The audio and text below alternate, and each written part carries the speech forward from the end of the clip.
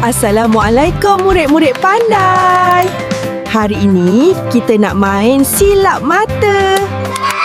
Tengok ni. Dua-dua gelas ni ada air sirap yang sama banyak kan? Cuba tengok sekarang. Cikgu tuang pula masuk gelas tinggi ni. Mana lagi banyak?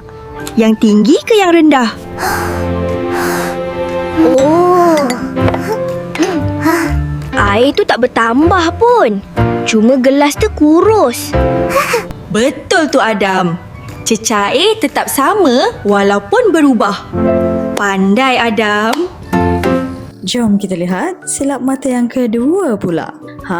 Dua bola doh ni sama besar kan? Hiya! Mei penyekkan satu, jadi leper macam roti canai. Dua-dua sama berat. Sebab Mei tak tambah dough pun. Dia cuma penyekkan je. Betul. Tengok, Mei bulatkan balik. Jadi sama semula. Pandailah Adam dan Mei. Walaupun rupa berubah, berat tetap sama tau. Jom tengok silap mata yang terakhir.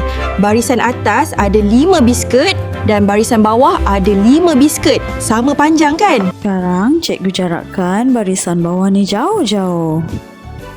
Baris mana lagi banyak biskut? Atas ke bawah? Sekarang kita kira. 1, 2, 3, 4, 5. Dua-dua ada 5 je.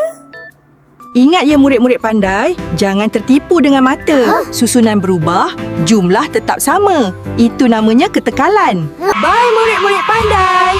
Jumpa lagi bersama Adam, Mei dan Cikgu Eza Academy YouTuber.